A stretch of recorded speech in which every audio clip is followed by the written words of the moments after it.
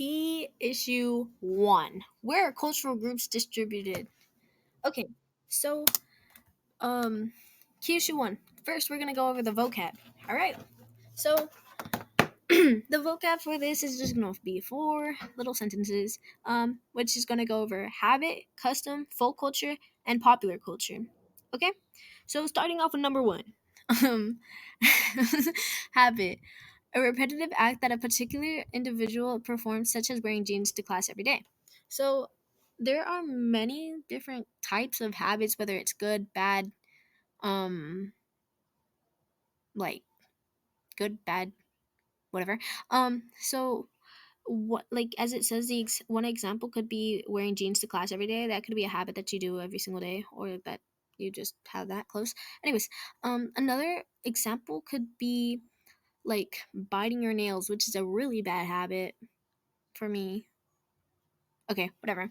Um, Custom, a repetitive act of a group performed to the extent that it becomes characteristic of the group. Okay, so basically, this an example of this could be a group wearing jeans like every day or on a certain day. But you know what that reminds me of? Mean Girls. Okay, so they could be used as an example because they on Wednesdays it's very well known that they wear pink. All right, that could be an example. Um, Folk culture.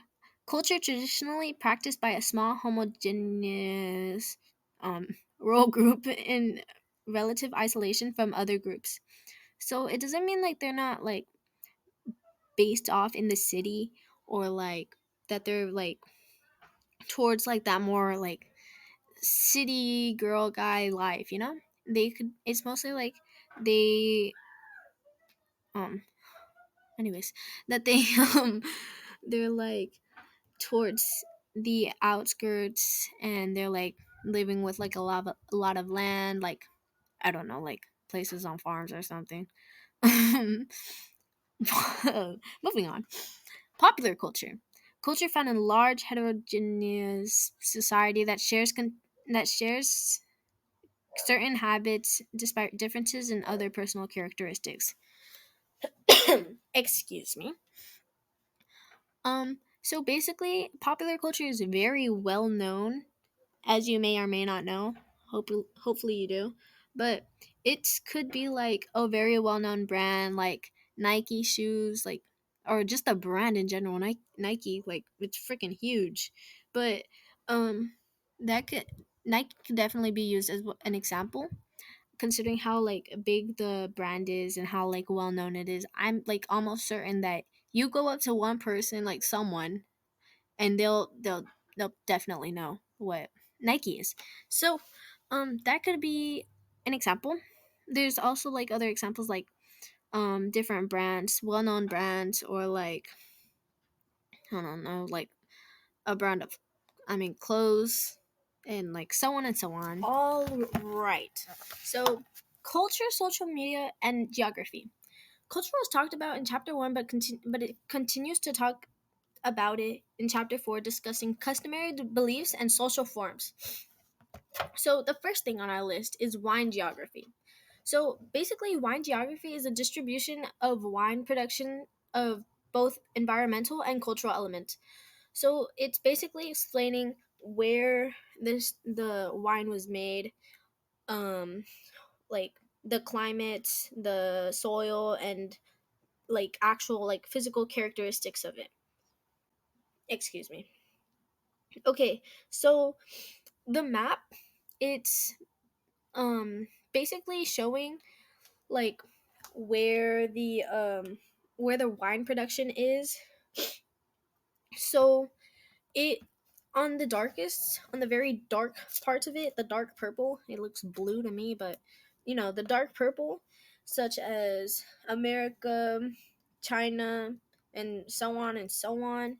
So that's basically showing like there is a million and above metric tons of wine production. I don't know if I said that right, but you know what I mean. Okay? And everywhere else, there's a lot of places in Africa and Greenland, where it's below 10,000, probably even below that in some places. All right, so that's that. The next slide, we are talking about. Oh, it's not flipping. The next slide, we're talking about um, folk and popular culture. It is pretty much self-explanatory, but you know me, I'm gonna explain it either way. I'm sorry. Okay, so folk culture is basically the practices of small homogeneous groups living in isolated areas, and pop is the big, the big ones, the big societies that share habits. So popular culture, um, and this, it's basically it's how like it's not I'm not explaining it anymore. So in the book it says that each cultural element has a distinctive origin, diffusion, and distribution. Geographers observe that folk culture and popular culture typically differ in their process of origin, diffusion, and distribution. So it's basically telling you how folk and popular culture was brought up, which I will be discussing later on. But the gist of it is basically how popular culture, it wasn't like really well known until it was, and then folk culture, it wasn't really well known. Um it's well known, but like it's not really well known. It's not popular, you know? Anyways, moving on. Elements of cultural geography. Every cultural element has a different distribution, but for popular culture and folk culture, pop culture pop culture is more extensive. So this is basically discussing the origin of like where folk and popular culture was like found kind of.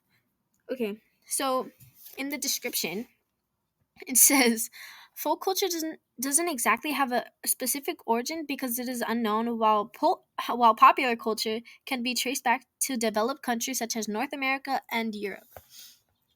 So this is basically stating how folk culture, it doesn't really have like a past to it. It was just there, and like it just popped up, you know? But popular culture, it could be traced back to like the more developed countries such as like, America, North America, and Europe. So in the picture that I put, um it's the origin of popular culture. It says hip hop, it was considered to be founded in 1973. Moving on, we're talking about diffusion on this slide, guys. You know. Okay, so both folk and popular culture go through different types of diffusion. Folk culture moves slowly and is on a small scale while moving place to place, while popular culture goes through a art, art hierarchical diffusion. All right. So this is basically showing how pop culture, I mean, folk culture, it's not the most fast paced um culture, but like it's kind of moving. It's not like going nowhere, but it's moving. Yeah. But pop culture, it's like running a race. It's bouncing from place to place. It's spreading. It's definitely spreading. Um, so on the right, the picture, it's showing the map of diffusion of pop culture, um, and or what's it called? A concert tour that took place, or it went off in like 1999 and like spread out different places to 2017 to 2018. All right, so that's basically the time lapse of where it went. um there's still places that it hasn't gone, but yeah, that's that slide. Next slide. uh Distribution. So says with pop culture, with okay with pop culture, It's distributed to many places. It was influenced by by the ability of people to access to it. The distribution of folk culture needed a combination of both physical and cultural factors. So pop culture, as you could it's pretty well known. While like how it was like really rapidly spreading place to place and like country to country and place to place. But folk culture, needed a little push. So on the right, we got the art, the distribution of the folk culture art. So the different pictures is basically showing what kind of art it is, like, and where it's from. So we got number one, we got the Muslim art, which it like was like it came from like the Muslim area, the Pakistan, like Pakistan just in general. It just came from there. The Buddhist art, it's pointing in the middle, so I think it might be India, maybe. Um, Same thing with the Hindu art, but it's there.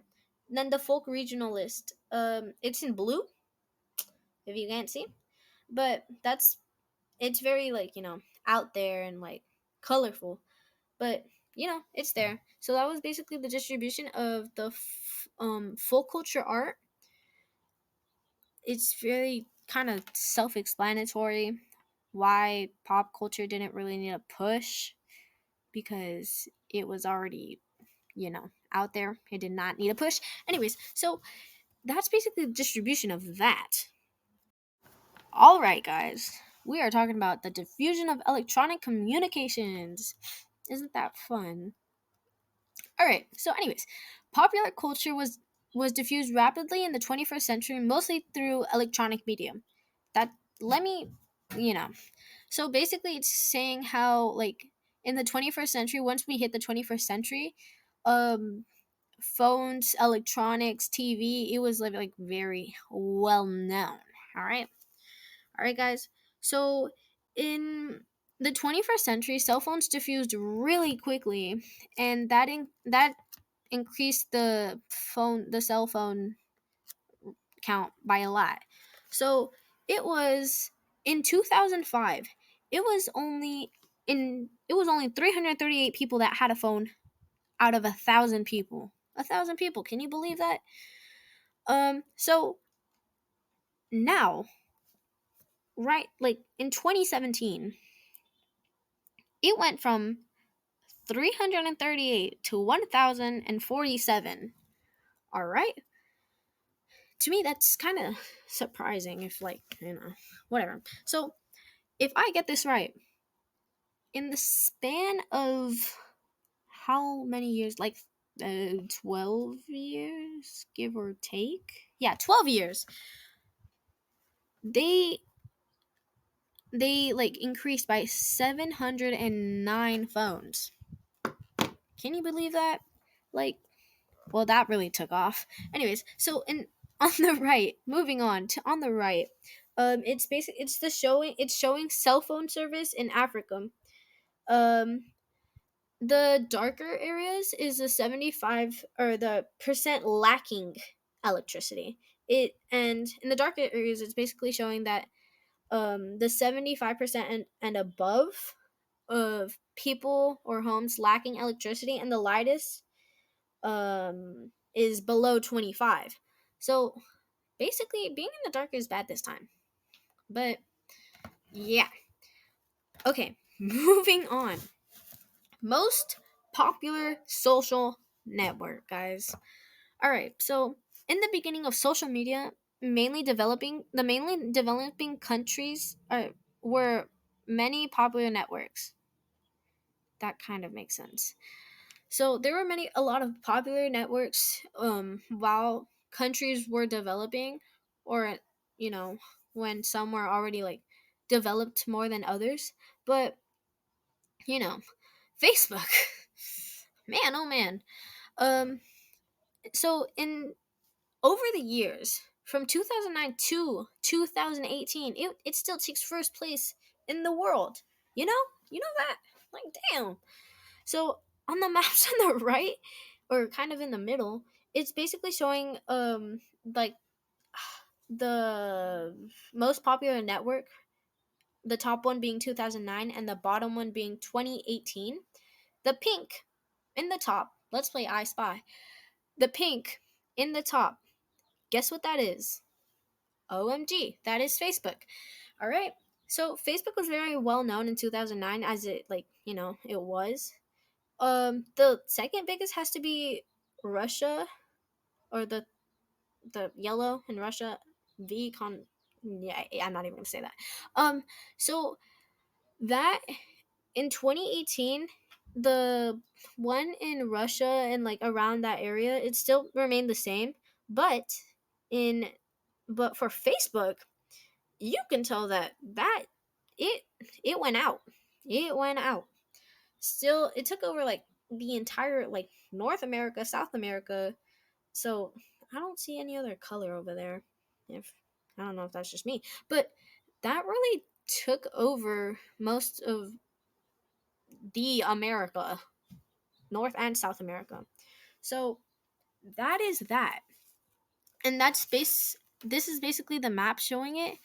Um but Facebook, on the other hand, man oh man, it really took place, like it's really took first place over the years, but like to me that's kind of impressive. But yeah, so that's that. Where are leisure and material culture distributed? Like already mentioned, popular and folk culture are quite different. Folk culture mostly has to do with material based on tradition, cultural preference, and rural areas, while popular culture has to do with media, trends, and urban areas. There are many categories where the distribution and origins are different. Some categories would be music, sports, clothing preferences, food, and housing. How is music different based on factors of popular and folk culture? Music follows both traditions but illustrates the differences between the diffusion. Let's firstly talk about folk music and give you a little history lesson. A legend says music was invented in 2697 BCE by Emperor Huang Ti. The story goes that the emperor sent Tan Ling Lung to cut bamboo to produce sounds that call to a phoenix bird. Folk songs now usually don't have an origin or are anonymously made. Songs are made to show daily life events, and when migrating, the music follows. Folk songs are also supposed to tell a story or convey information about life cycle events. An example of songs in folk culture would be in Vietnam, where they would write songs about environment and agriculture. These songs are used in their Lim festivals and date back to over 500 years ago. Compared to folk music, popular music makes its purpose to be performed or to make profit. In the 1900s, pop music was made originating from North America and Europe. At the time, it was used as entertainment, and songs were provided in music halls located in New York. According to Richard Florida, Charlotta Melander, and Kevin Stilaric, musicians would cluster in particular areas based off shared interest or similar music styles. Examples of artists would be Rihanna, 21 Pilots, and Justin Bieber. All huge pop artists, but are frequently listened in different populated areas around the US, such as the Southeast, Southwest, and Midwest. What's the difference between the origin and the diffusion of sports, specifically soccer? Soccer is the world's most popular sport and is also called football. The origin of soccer leans more towards folk culture because of its obscure appearance. It was first recorded in England in the 11th century. After the Danish invasion, England workers had come to find a Danish soldier's head, which they had the bright idea to kick it. A different man then had the thought to use an inflated cow bladder to kick instead. They now have a new fun game to play between two villages. The global popularity of soccer and the diffusion started around the 1800s. Football and other recreational clubs were founded by the UK. It was played during workers' leisure hours and taught in schools. Leisure hours is someone's free time. With increasing leisure hours, there is a higher demand to see them. Over time, soccer was associated with the rest of the world through media and TV.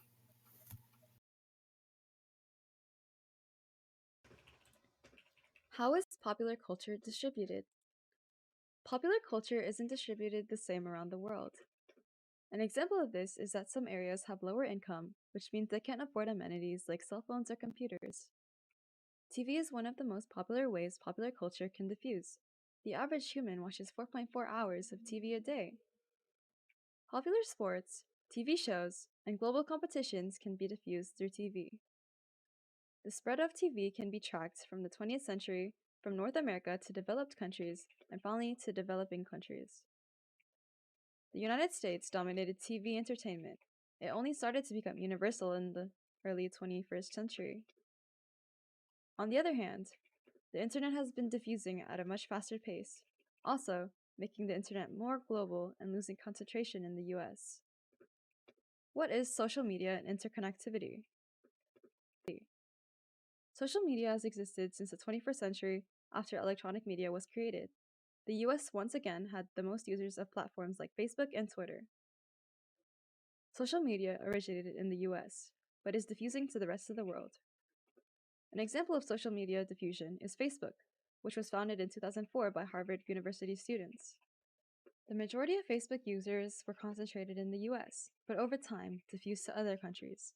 This gave the US only 20% of all users in 2011 and 11% in 2017. Another example of social media diffusion is Instagram, which also follows a similar pattern. Users were also mostly concentrated in the US. Most followed influencers included American celebrities like Selena Gomez and Ariana Grande, and non-American influencers like Cristiano Ronaldo and Neymar. The last example of social media diffusion is Twitter. The second leading Twitter country is also one of the poorest, India, which is proof electronic communications can also be used to developing countries. Americans also dominate the most Twitter postings. Most followed accounts include former President Obama, Taylor Swift, and Katy Perry. With all this social media, users still want to keep their online activity private, which leads debates on how well platforms can keep this privacy. Oh yeah, guys. Hi. Okay, so we're going over the challenges in accessing electronic media. Okay, so Americans take advantage of having access information and communications through the internet and cellular phones. So there are in some countries there's banned technology. So that's basically it's basically means that since there might not be any apps, or there might be some apps that the country does not want people to have, which that is basically called banned technology. That basically blocks them from having like phones, tablets, and electronics, so they will not be sold them. But on the right, that's the picture of the that is a map of like internet freedom. The blue being that they have complete internet freedom, and they choose whether they want to see like what apps they want or not. While the orange, those are like, I guess you can say, like controlled um places, like where they cannot like go on some certain apps, but they still might have access to phones and tablets and electronics in general, but they will not be, I don't think some they will not be really sold um like that much. Yeah. So, next slide. Blocked content and violated user rights. So blocked content is basically what I just said, where there's apps, websites that the country does not want the people to have. So they will like block it from their tablets, iPads, phones, computers, like that stuff, right? So it's a continuation of widespread practice relating to TV. Okay, so violated user rights. Some people had done online activities authorities don't think is acceptable. They are harassed or jailed. That is basically hackers. Like there are some like that's a big name for it. Like hackers, they'll do something. They'll find like some information they're not supposed to have, and once the authorities find out, they're gonna be they let's just say like you can go to jail for that. All right, guys. So that is that. Um, but yeah, that's basically going over the blocked content and violated user rights. All right, guys. Spatial space dimensions to cyber attacks. Even though having electronic devices and having access to internet may be a positive things, there are criminals who have learned to take advantage of the hardware. Okay, so going over the distribution of victims. So many victims are in different countries, where the most adversely affected countries vary depending on the nature of the attack. So it's basically stating that depending on like where you are, where something is, or your phone is, where you, yeah, that's basically how they'll plan to attack you and try to steal your information, guys. Um, so the map, it is showing the distribution of malware and the malware infection. I don't know what that is, but the percentage of 33 and above is the most darkest one, the red, and there's below 25% in the yellow, which is more towards like the central, north central, if that makes sense. But that's basically the distribution of the that infection. Next slide. It's not clicking. Oh, okay. So fake news and alternative facts. Some people use fake news to maliciously spread misinformation and or fake information. So there's people that will, find, or not even find out, just create some random lies about, I don't know, a person, a thing, an app, something like that, and spread that to where they'll start spreading fake information that could get big later on. So next one is using our personal data. There are many people that use social media to communicate with others, but there is a trade-off, where they get the services, but they'd have to give their access to the app, their information. So we'll be able to use their app, but they'll be having access to our personal information, our names, our passwords sometimes. But that's that. So there are some organizations that use the information about us, and that influences how we vote. The trade-off appears to enable more sinister practices. So yeah.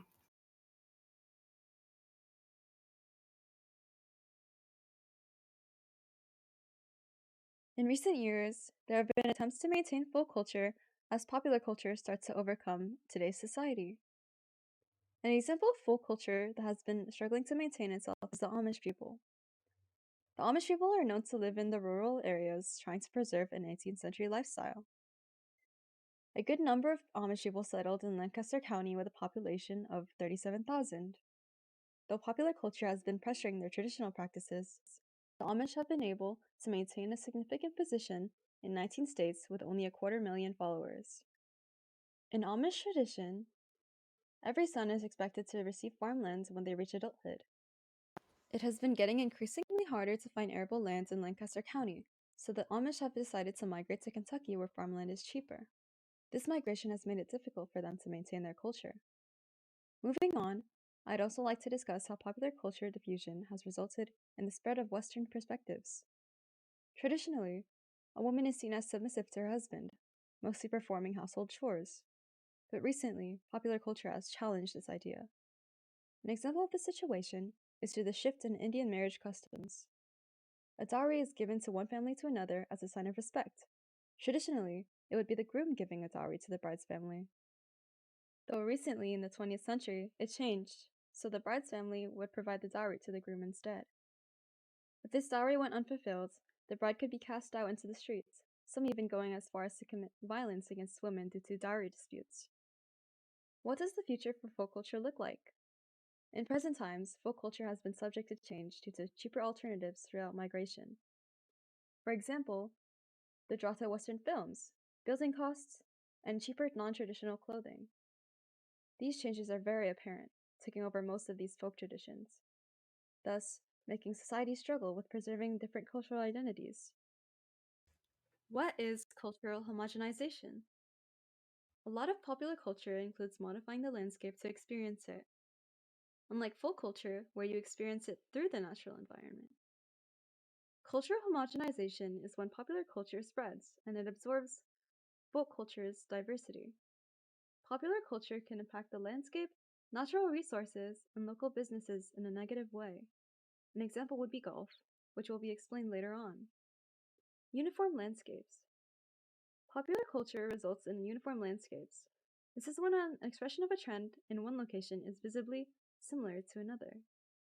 This is projected to replace folk landscapes and change the culture of residents. An example of this is through a franchise, which is a collaboration between business people and corporations to market products in an area. To put into perspective, McDonald's is a franchise. Most of the restaurants follow the same format, through logo, symbols, and methods. The success of these franchises rely on large-scale mobility, where customers guarantee the same output every time, no matter the location. This is to avoid new uncomfortable situations. Physical uniformity can be expressed from North America to the rest of the world. For example, fast food chains or fashion brands. This could appeal to locals because of their curiosity towards the American lifestyle. Back to the topic of polluting the landscape. Golf is a great example of this. This is mostly due to the golf fields being created by filling in valleys or flattening hills. This can consume a lot of land and water, and a lot of unnatural add-ons like new grass species are introduced. Golf had a rising popularity boost due to higher income and leisure time. It's mostly marketed towards retired older people and young people looking for hobbies, though dying out a little in the 21st century. What is cultural divergence? Popular culture is consumed differently depending on where you are.